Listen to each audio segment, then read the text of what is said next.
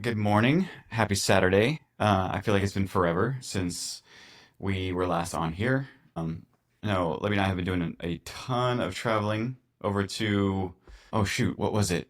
Yeah, we did live in Las Vegas, but since then, Oklahoma, all that fun stuff. So I think carrying back our topic for today, it was all about self-image. I think that came out of our trips, and honestly, for me, it was a lot of granite with my routines, with my day to day. And so really started to question how comfortable I was getting with myself and what I was considering as, quote unquote, good enough. Yeah, so we have had the craziest like month probably traveling. I had to go to Oklahoma for a family thing, came back. We had a cruise, we had a conference, and then we had Thanksgiving. And I had said, oh my gosh, I am done traveling forever. It's fun, but it's also a huge disruption in your life, in your business, with your kids. And it's really, and I know this, it's really, really hard to stay consistent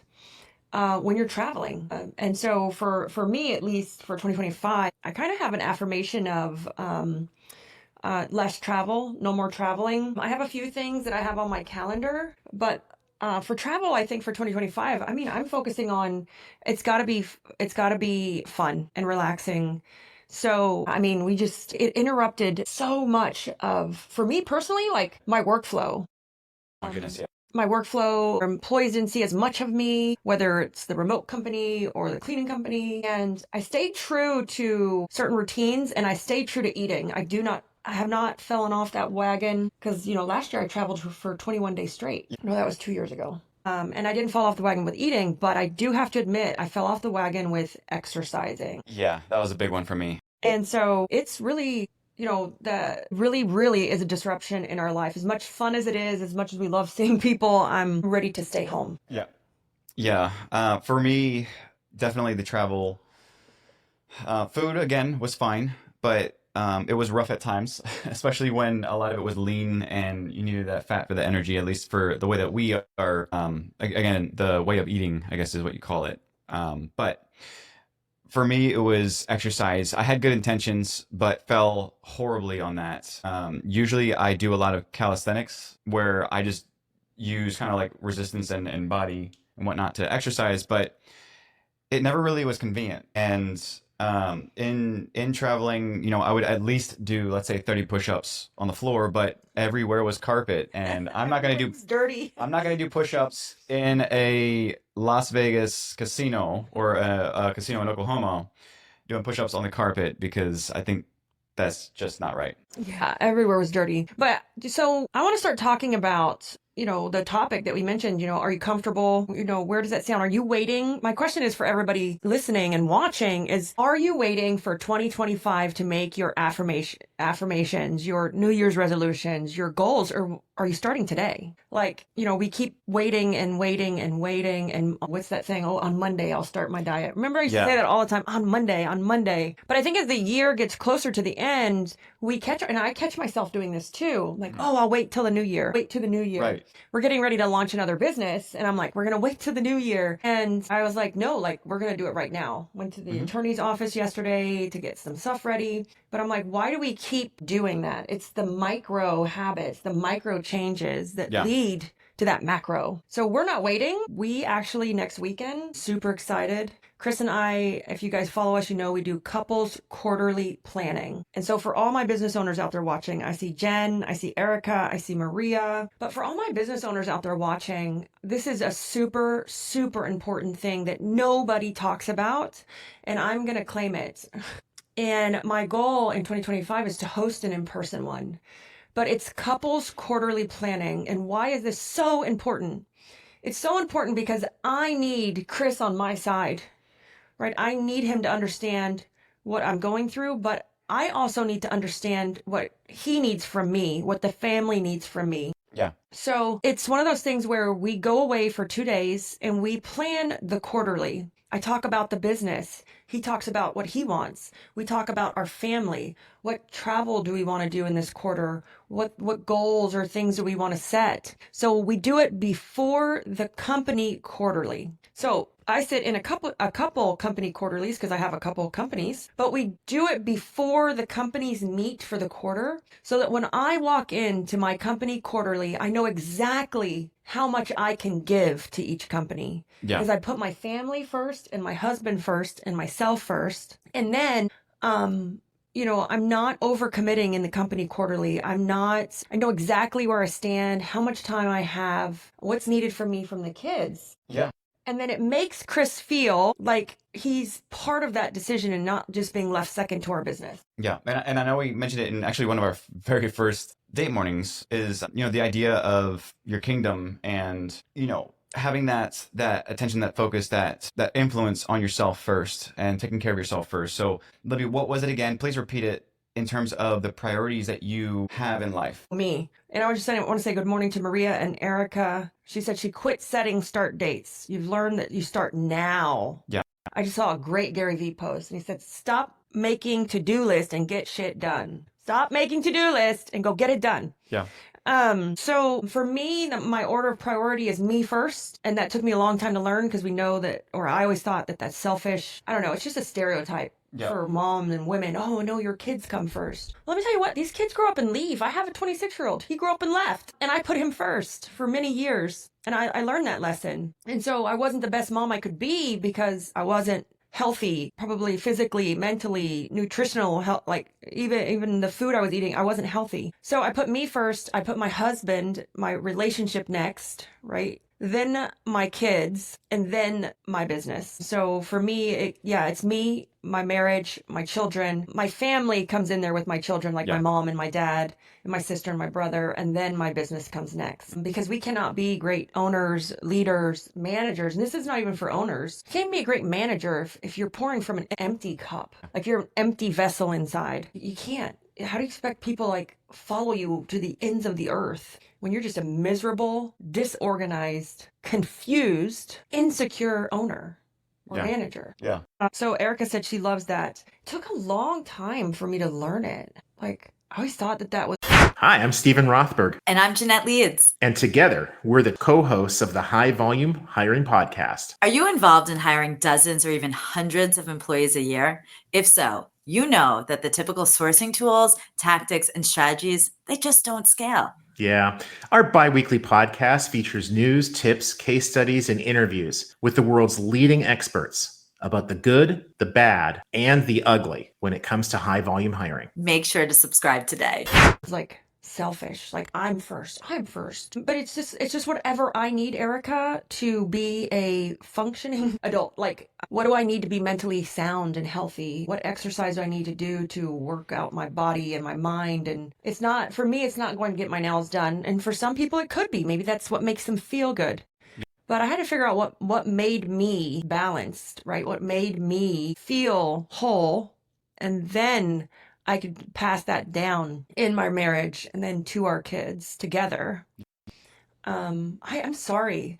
I'm going to harp on this. I'm going to jump on this bandwagon. And I'm sure moms are going to come on here and get mad at me when I say this. But I'm tired of moms and like women and even some husbands, fathers, Chris, I'm going to call you out, putting their kids first. Well, it's a learning moment. But I'm tired of parents like putting their kids first on this pedestal of like they're the most amazing thing since sliced bread. And I got this when I was a basketball coach. No, your son is not Michael Jordan. Yeah. No one's son is literally at this point in time because no one has replaced Michael Jordan. But we give and give and give so much to our children that we neglect ourselves. I see moms do this every day, and then they're just tired and miserable and overwhelmed. We see this in organizing. We see this within our cleaning companies for moms that we're servicing. And I just think that we need to stop putting our kids first and put ourselves first. And that will make us even better parents. Yeah.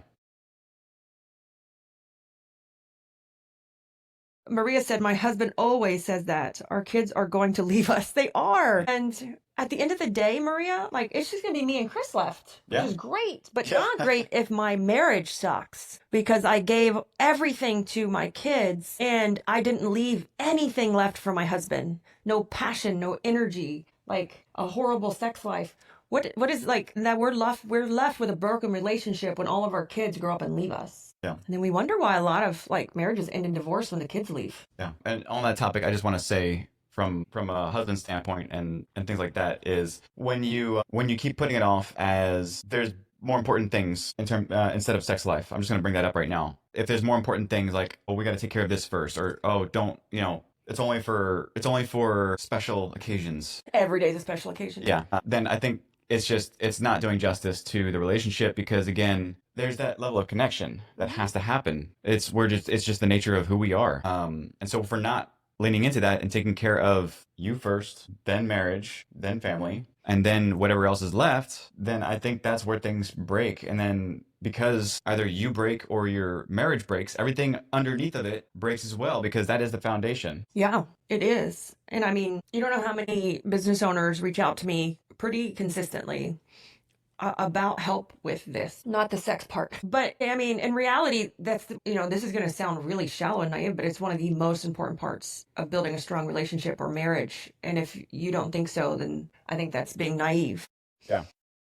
So a lot of business owners will reach out to me about the lack of support at home, the struggle of this. So, and then this is why we wanted to bring up like goal setting. Are you comfortable? How are we approaching the new year? Try bringing your partner and your spouse in to then like plan your quarter with them on a personal level. Let them know what you're going to do in the company or what you want to do within that company as well. And then they're going to feel like they are a part of that journey versus just hearing you complain every time something goes wrong. And even if they don't work in the company. Yeah, Chris does not work and organize it at all. He doesn't even go to the organize it meeting, but he knows what I want to do every quarter in organize it because we cover it in our couples quarterly meeting. So this has nothing to do with your spouse working in the business. This is to get your spouse on board so you can have support. Because like I said, I get a lot of people reach out to me that it's like chaos every day at the business and then they go home and there's more chaos or more imbalance and they just can't take it anymore. Yeah. And I just think it's misalignment. I think we were taught wrong. And I think it's misalignment, at least from a woman's perspective, how we were taught that our kids come first and,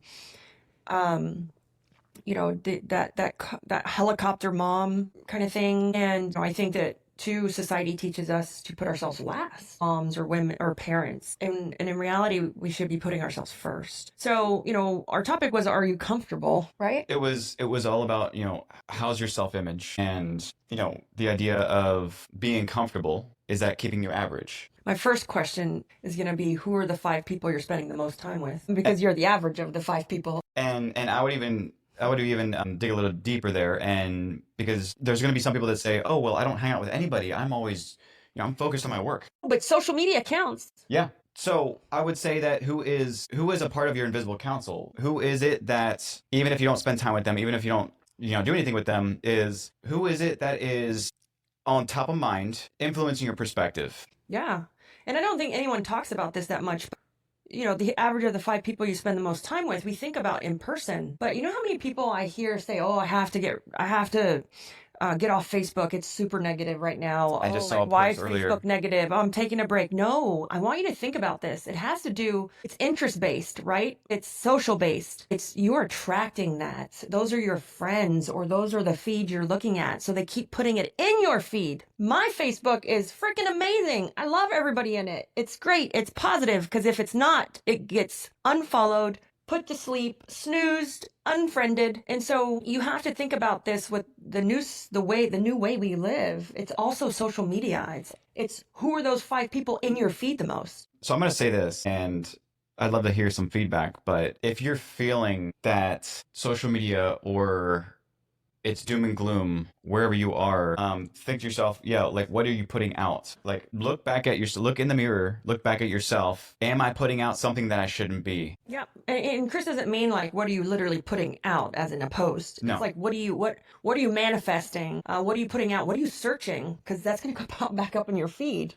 Right. Or what kind of things are you reading? Or what kind of things are you clicking on? What are you putting out into the world, whether it's a thought, a manifestation, or a mindset? Because there's some kind of, I will say this, there's probably, if you feel that feeling or that perception of social media in some way, then there's a mental bias that you have that you need to look back into. Same thing with me is I have to self-check myself sometimes. I mean, I think that's really important is the self-check is trying to create triggers or wrap it into your day-to-day so that you have this moment of freeze, pause, am I looking at things the right way? Yeah, and I think a self-check is really important. Me and Chris at our couples quarterly meeting, and one of the things that we have said that we're able to do is to, I'm trying to get the camera straight, is to call each other out. To call each other out if we're doing something that we said we weren't going to do, if we were doing some self-sabotaging habits, calling ourselves out if we're not living our values. Yeah. Call us out, and we have our values each documented. So it'd be like your business core values, but me and Chris have our own personal core values. And then between those two groups of core values, we have a family set of core values. And then we call our kids out if they're not living those values. But I think we don't do enough of a self-check because we can go off the deep end sometimes. Yeah. I had a business owner, this person was going through some really, really hard times and they let their emotions get to them. And the way that they were reacting was totally emotion. They came back and apologized to me. And I thought that was really, really big of them. They called themselves out. They did a self-check. They were like, oh my God, I'm so sorry. I don't know why I acted that way. But I need to apologize to you because, I'm doing a self-check, she said. And I thought like grown up, like how noble of her to call herself out and do a self-check. It's a hard thing to do. It is. And I mean, I have a level of respect for this person now, like just for doing that. I mean, that's hard to swallow your pride and say, hey, I was wrong and I apologize. But going back to self-check, we used to self-check our friends and our family, but I think we're not self-checking this thing very often. Like, who are we following? What's on here? Who's in front of us? Who are we watching? Because I'll be honest, me and Chris don't hang around anybody. And who are we allowing to be in front of us? We don't. Well, we do hang around a lot of people when we travel and stuff, but at home, we don't really hang around that many people. We have very, very boring lives where we like to work a lot. But you got to self-check this phone and organize it. We're going to start it back up. Last year, I did a mental housekeeping series. Mental housekeeping. What does your mental status look like when it comes to your like digital life, your phone, the clutter in your computer, the clutter on social media, the Facebook groups you're in? This is the new clutter. This is the new thing that's bringing us down in society, right? That mental housekeeping self-check to keep your world positive. Yeah. Yeah. But we have Susie on here and Teresa and Tammy. You guys are all on here. Thanks for jumping on. We were talking about, what was the topic we were talking about, Chris? Oh gosh, we just talked about self-check, but it was, how's your self-image? Yeah, your self-image and, are we, I guess the idea of good enough, is that keeping us average? Is it becoming a limiting belief if we just allow ourselves to settle just because it's easy? Can I ask you a question? Yeah. What do you mean by self-image? Like what I think of myself? Yes, because I think there's inherently something that happens, it's subconscious, where our self-image, how we see ourselves subconsciously, has us, we lean into doing things without even knowing it. Like the whole idea came up with being inside of a casino and we're looking around and most of the people there are wearing flip-flops.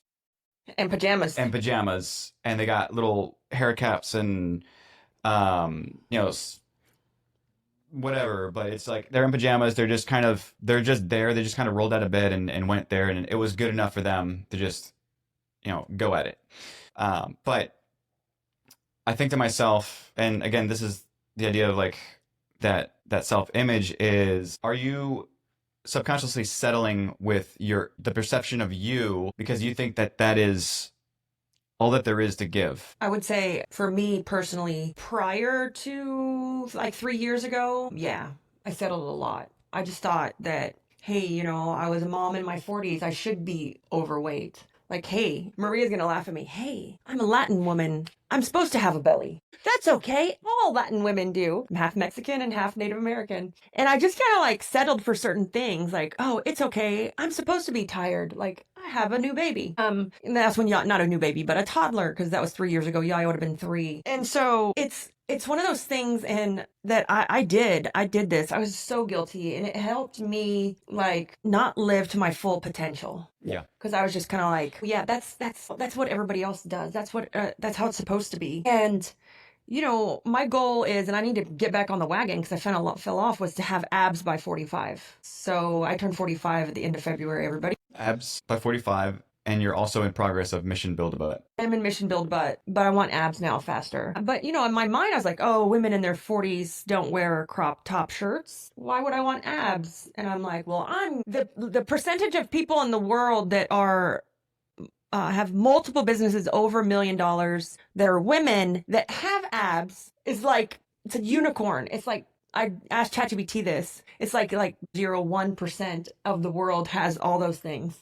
Yeah. So it's like trying to be different and unique. I'm like, so here's the thing that weird. Here's the thing then. Y'all want to be 1%ers with your companies, but what about being the 1%ers for yourself? Yeah. Well, that's what I mean. That's the one. Yeah. It's like, I wanted to flip that perspective, because everybody, I see a lot of people out there who's focused on proud to be the 1%. I'm proud to be, the select few, the elite of business owners or entrepreneurs. or just like cleaning Or cleaning. But why not try to be the 1%ers of the world, of yourself. Yeah. So I have that little mini challenge going on. I'm fit enough now. Maria says she wants abs too. I'm skinny enough. Now I'm got to work on toning. The travel made me fall off the wagon, so I got to get back on it. But I wanted to read what Maria said. She goes, about dating. I asked my husband to do date mornings, and he accepted. Yay! It's different because we always did date evenings. So love that. Hopefully they work out. Super, we love our date mornings. Oh yeah. We even had cups printed. I don't know if you guys saw this. This goes to Sharon Timberg. Yes. So I did a quote the other day, and it's like, when you're wrong, shut up, and when you're right, oh right, when you're wrong, I don't remember. I'm gonna have to pull up the quote. Yeah. It's a quote from Sharon Timberg. But To keep your love flowing. I'm gonna look for it right the now. Yeah, it's not gonna take me long because wait, where'd it go? Okay, it's right here. So let's read it. It says, to keep your love brewing in the loving cup. When you're wrong, admit it, and when you're right, shut up. So what did Chris do? He went and printed cups, and his says wrong, and he put right on my cup, and I'm like, why do you want to assume that I'm right? But I'll take it.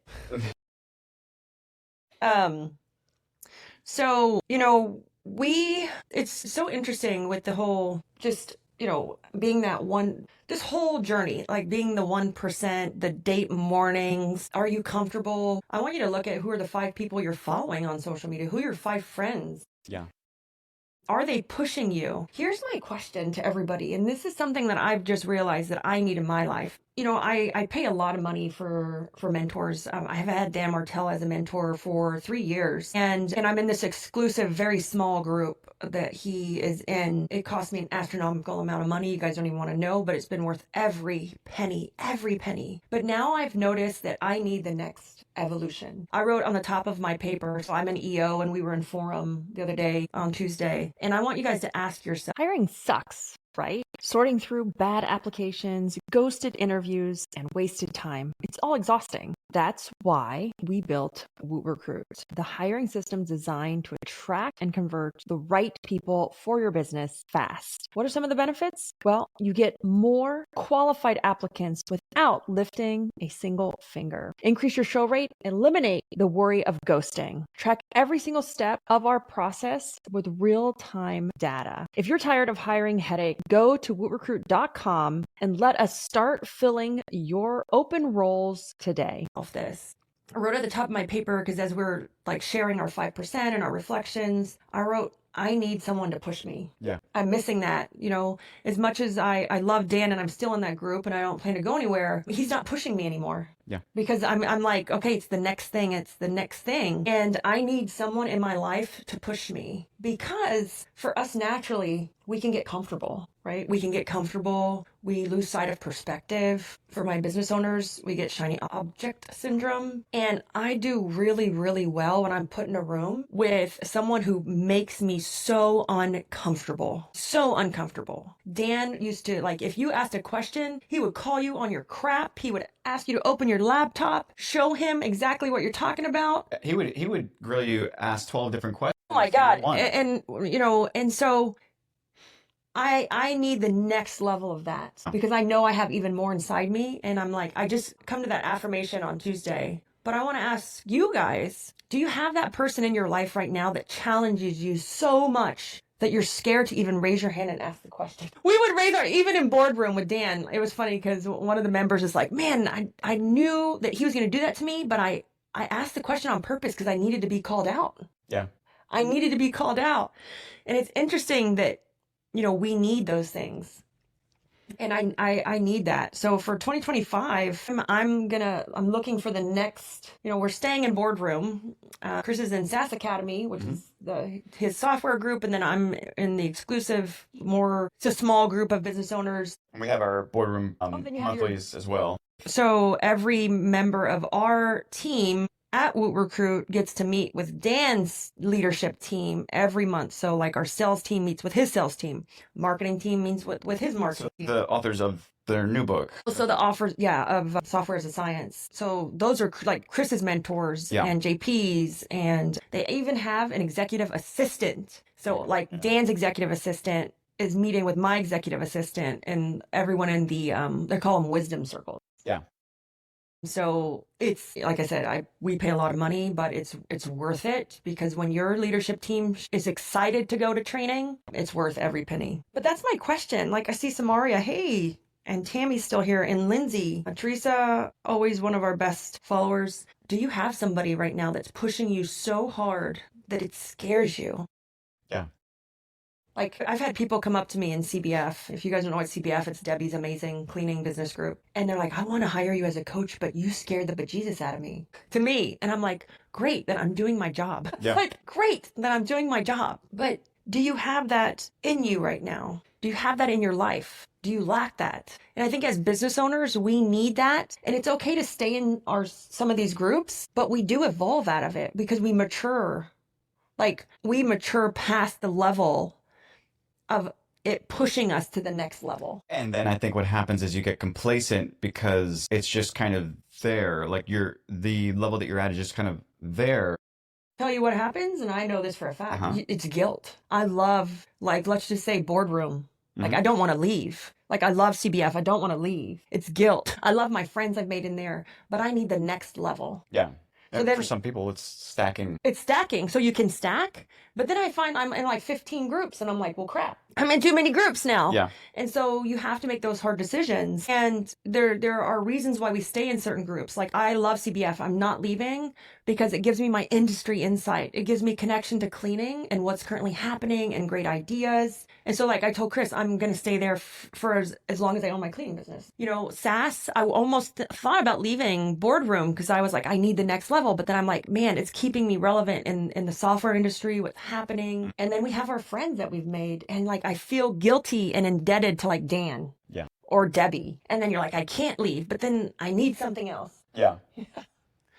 Yeah. And I didn't want to forget one thing I wanted to mention, and it kind of goes along with what you were saying, and you've said it before, which is finding a mentor for each aspect of your life. And I want to go back to the idea of the average of the 5 people. Yeah. Oh, this is your coffee. It is my I'm not coffee. wrong. Hold on. But it goes back to the idea of the average of the 5 people, along with, again, mentors for specific areas in your life. Is don't just think of that rule of you are the average of the 5 people you associate with the most. It's segmented out into who you fixate, how you fixate towards certain aspects of each part of your life. So if you bucketed out your life, instead of just one lump sum, to bucket it out into family life, you bucket it out into marriage, you bucket it out into business, you bucket it out into personal. And then you look now at the influences or what you gravitate towards, who you fixate towards for each aspect, each bucket, because the people that let's just say that you lock in, you're like, you know what, I've got a great group of people around me that I'm associating with. It's fantastic.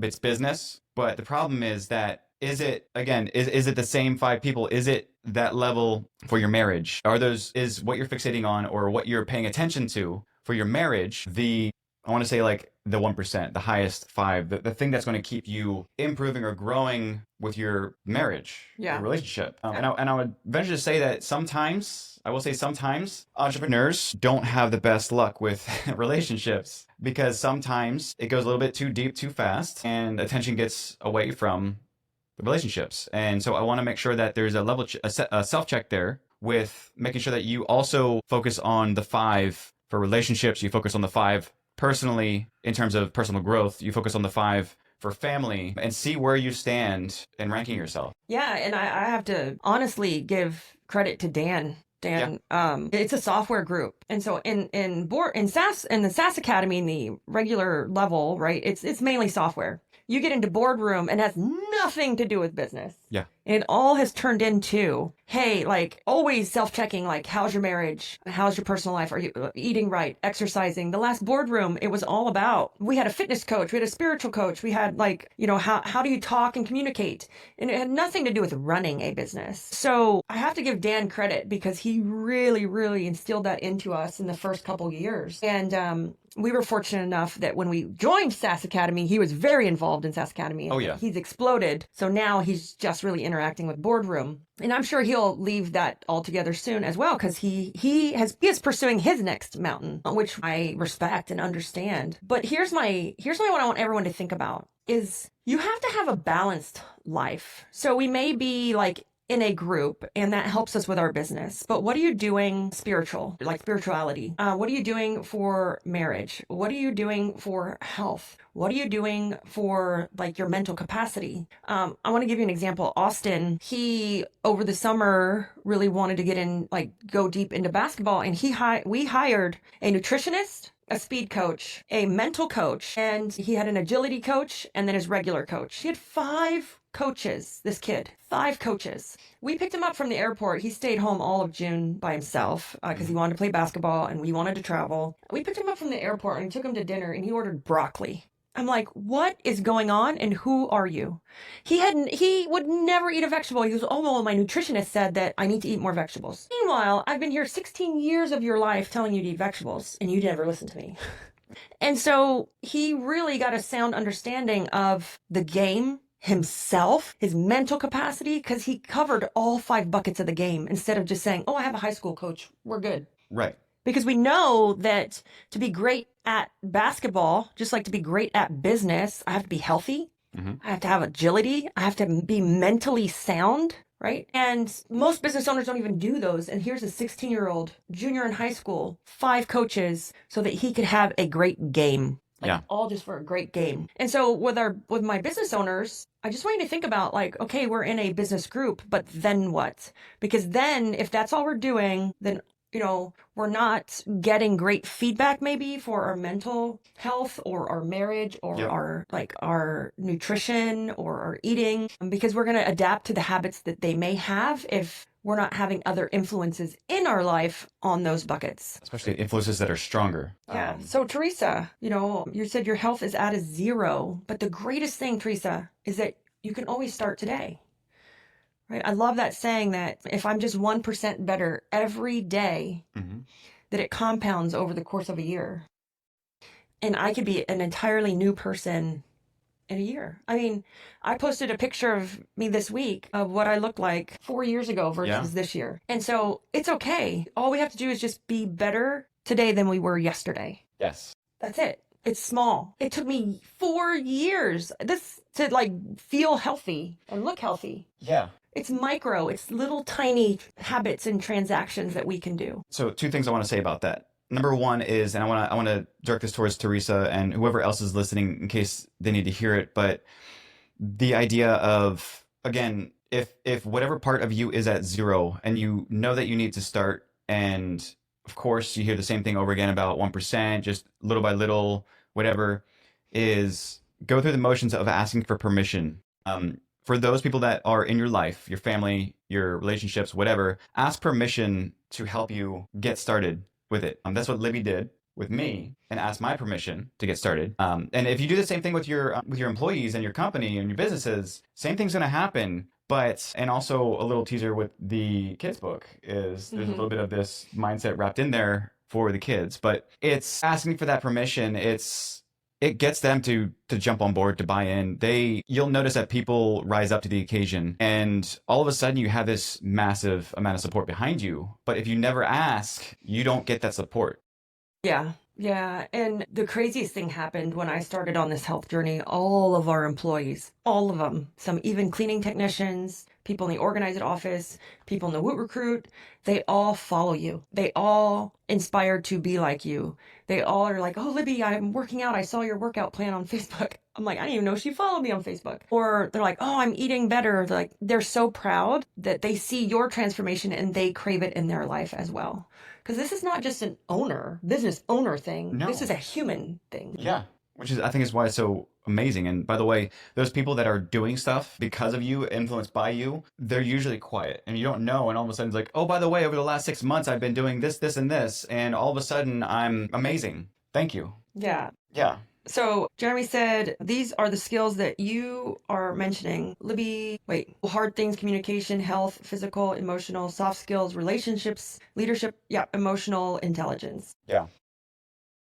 Maria said, everything is a process. Teresa, oh, I feel you on this one. I got nice and healthy and then allowed myself to slack because it's cold and the holidays. So here's the thing.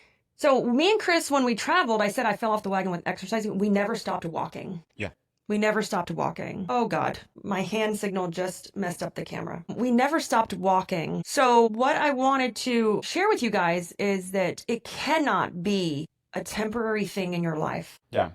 Right? You don't ever call it a diet. Don't ever say I lost 30 pounds because we always tend to find the things that we lose. Yeah. Dan Martell quote. He called me out on it. That's why. Yep. We tend to find the things that we lost. It's part of your life now. You know, we practice carnivore, and a lot of people ask me, are you going to stop eating that way? And I'm like, not right now. It's my life. Maybe I'll change my life one day. And I think the walking too, I think walking is one of the most underrated exercises that you could do. I think just making walking in your life and eating in your life. The one thing I learned in this journey, whether it affects your mental health and your physical appearance, is that 80% has to do with the food that we put in our mouth, not the exercise. Yes. 80%, guys. 80. So if only you fixed your food. How many people, I know so many people go to the gym and work out every day, and they're so frustrated because they didn't lose weight. They look the same. Like they're not seeing any changes because they're still eating the same food. Yeah. You could work out every day, but food has 80% to do with even our mental health. Well, I don't think it has 80% to do with our mental health, but food has 80% to do with our physical appearance. Yeah. I know that because Dr. Giselle here in Fort Myers, when I went to the doctor to help me lose weight, she told me 80% has to do with what we're eating, Libby. You're going to have to change everything about the way you eat. Yeah. I said, as long as I can still drink wine. So, yes, I eat great and I still do drink wine. But I try to drink high quality, very good wine, no sugar, no carbs, and I still eat very, very clean. So I would say I'm like a 95%, 90% carnivore because I still have wine. Yeah. And I want to go back to, because I said that there was two different points that I was going to bring up. One was for Teresa, which was just about asking for permission to help others rise up to the occasion and support you because you're going to need it. Well, Maria said, she goes, I never ask for support. Right.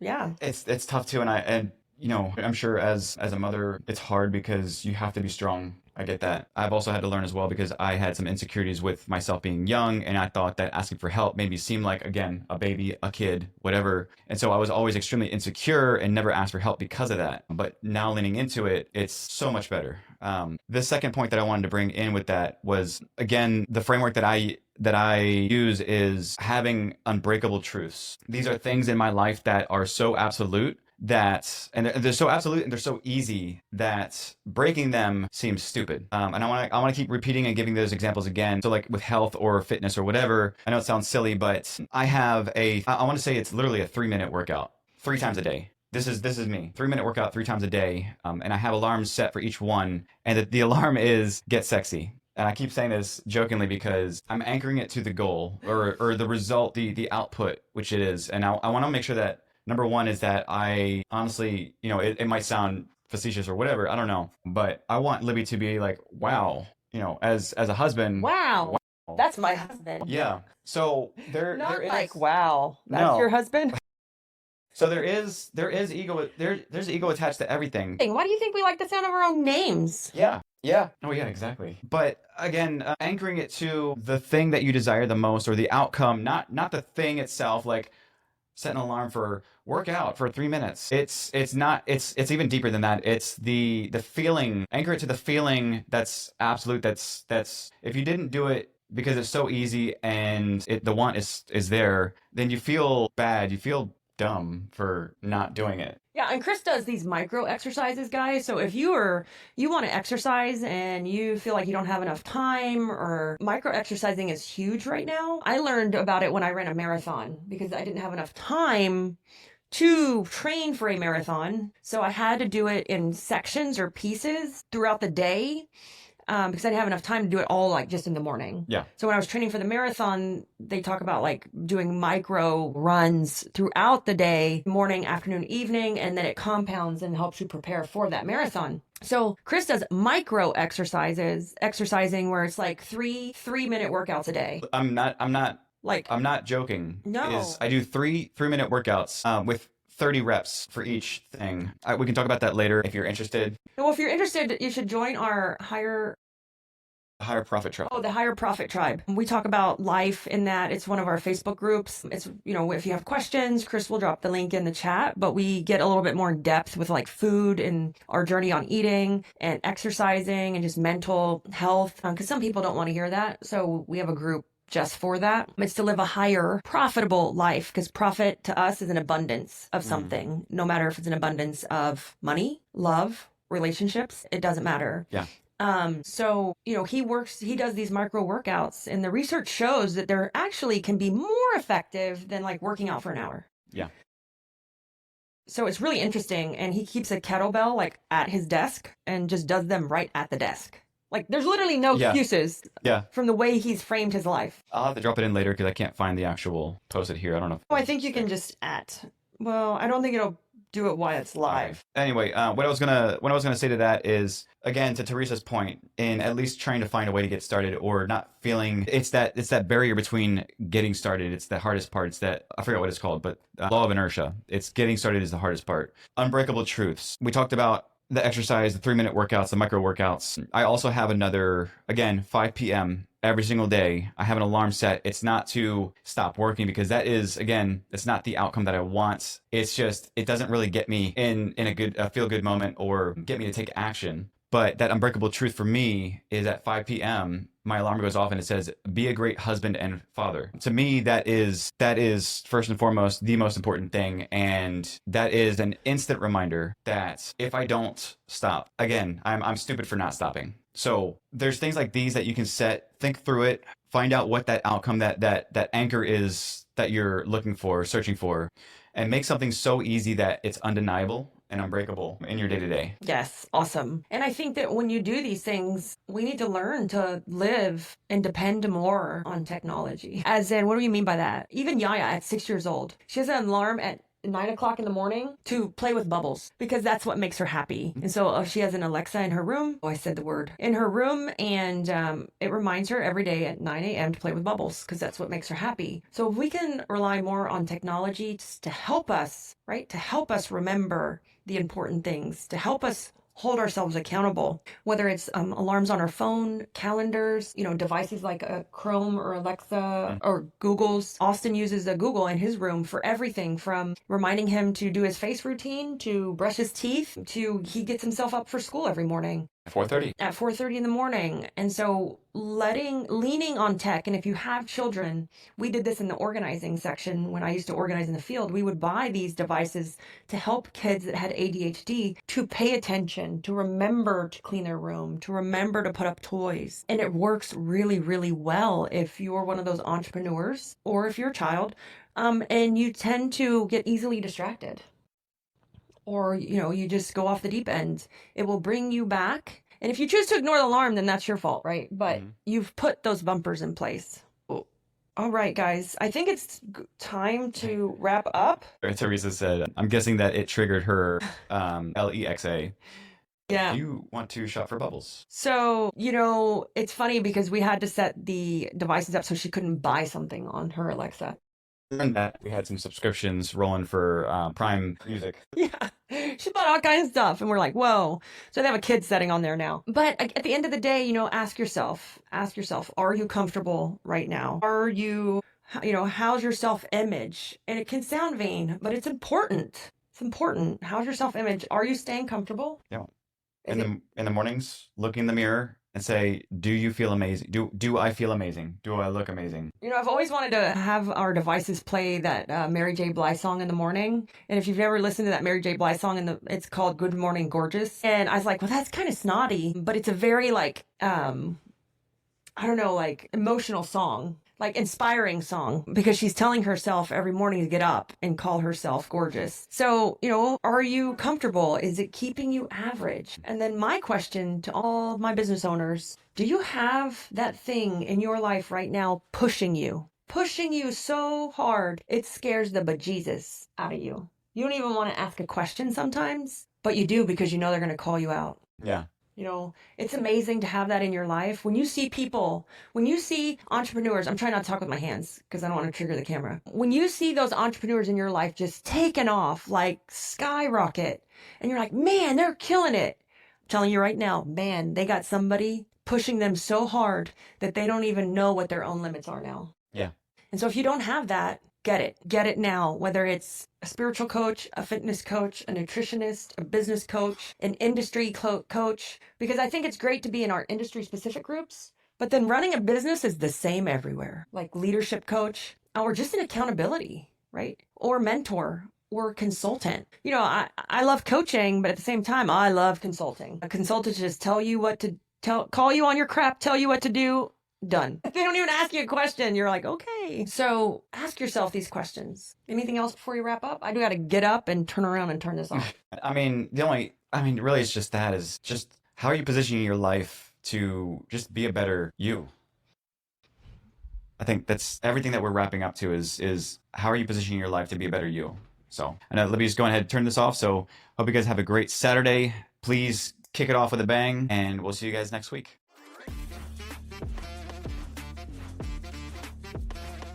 Hiring sucks, right? Sorting through bad applications, ghosted interviews, and wasted time. It's all exhausting. That's why we built Woot Recruit, the hiring system designed to attract and convert the right people for your business fast. What are some of the benefits? Well, you get more qualified applicants without lifting a single finger. Increase your show rate, eliminate the worry of ghosting. Track every single step of our process with real-time data. If you're tired of hiring headache, go to wootrecruit.com and let us start filling your open roles today.